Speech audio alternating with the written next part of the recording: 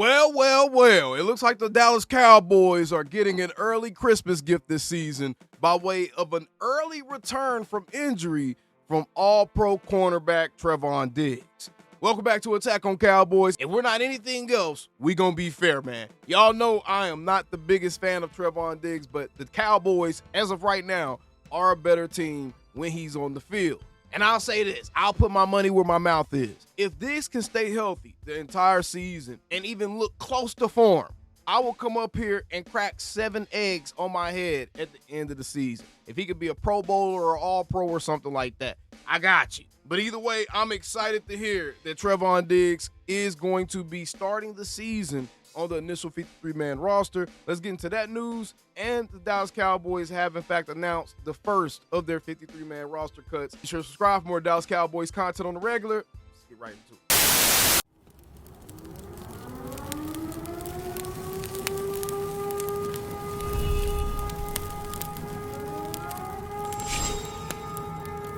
Man, shut your up. All right, here we go from Tommy Yars of DallasCowboys.com. Trevon Diggs passes his physical and has a chance to play week 1. Tommy Yars writes, Cowboys cornerback Trevon Diggs has passed his physical and has moved off the physically unable to perform list and onto the team's active roster. Diggs, who suffered a season-ending knee injury last season, was placed on PUP at the start of training camp in Oxnard. Cowboys head coach Brian Schottenheimer said on Saturday that he expects Diggs to be on the 53-man roster and could be on the practice field ramping up as early as this week. He said, quote, I'd be remiss if I didn't talk about how hard Trevon's been working, Schottenheimer said.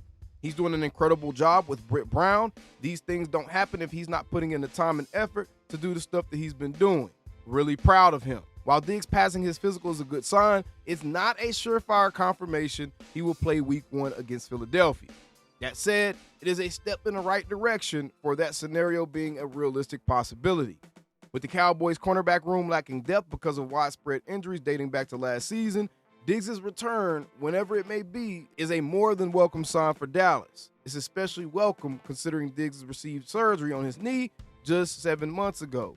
If Diggs does in fact start on 53-man roster, it's even better not having him on injured reserve, which would sideline him for at least 4 weeks. That means Diggs' return at any time within the first 4 weeks would likely be in the picture, barring any setbacks.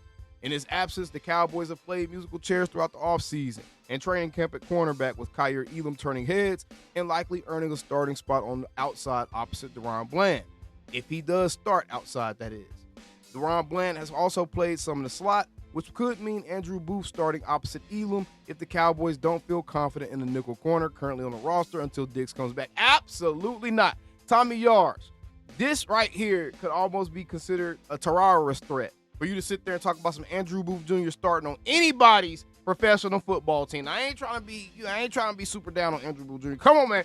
You know you're not a starting quality cornerback at this point in your career right now, man. You need to incubate a little bit longer. We're not about to play that Andrew Booth Jr. game. Andrew Booth Jr. be looking like Andrew Wilkes Jr. out there on the field. If y'all feel where I'm coming from, bro. But either way, man, this is good news. If you're a Cowboys fan, look, regardless of how I feel, I told y'all, I don't let my personal opinions or biases get in the way when I'm up here representing us as a fan. And as a fan, we should all be excited that Trevon Diggs, number 7, is going to be back on the field sooner rather than later because the Cowboys right now are a better team with Diggs there than they are without him there. That's just a simple fact. And I'm not going to sit here and try to downplay that. I'm not going to sit here and try to act like that him coming back ain't a big deal. Now, the other thing that's a part of this is now with Diggs not having to start the season on the PUP, they can now put someone else there, which could save them a guy ultimately without having to keep him on the 53-man roster, right? So now we may be able to keep an extra guy because Diggs is back.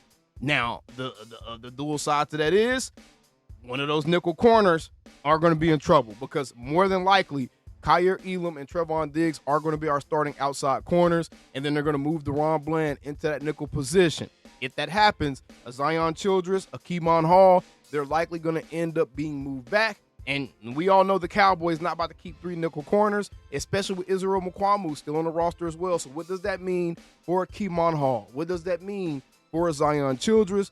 that's something that's going to be very interesting to see if this move possibly affects that corner position in any kind of way. Again, Zion Childress, I'm a huge fan of the kid. I do not want him getting cut from this team. I think that Kemon Hall he's played well this offseason. He's played well in the preseason, but I think that Zion Childress has been more of a playmaker than a Kemon Hall, and I just think the guy has a much higher ceiling. I mean, just me personally, I think he has a much higher ceiling, and he can pretty much help you on any part of the field. So I want Zion Childress on my football team because I don't want to watch him play for another football team, and we're looking at him, and he's making a name for himself, and we're like, damn, this is another situation where the Cowboys let a guy go, and he ended up making some serious hay somewhere else. And I think that Zion Childress would absolutely be a guy that makes us look at that and be like, damn, we missed out. Oh, and by the way, can y'all not do this whole, oh, look, he returned and he was healthy, so shame on the front office for gifting him that $500K. Shame on the front office for deactivating that escalator in his contract for $500K. Even though the front office only requested that this man show up to work on site for 83 to 84% of the time during the offseason in order to make that $500K. And Trevon was fully aware. Can y'all not shame our organization for trying to instill some discipline, for trying to instill some damn structure, regardless if it's a star player or not, bro? What is it that y'all want? They're not even asking for 90% of this. They gave 83%, bro. And we sitting here trying to use this good news as a moment to take shots at our own organization. If y'all see anybody doing that, bro, make sure y'all make them feel stupid for doing that, bro. And make sure you let them know, shut your ass up, and you not a Cowboys fan, bro. Straight up. You can't be a Cowboys fan because using every moment, even good news, to take shots at your own team as well is stupid, bro. Some of y'all are sick.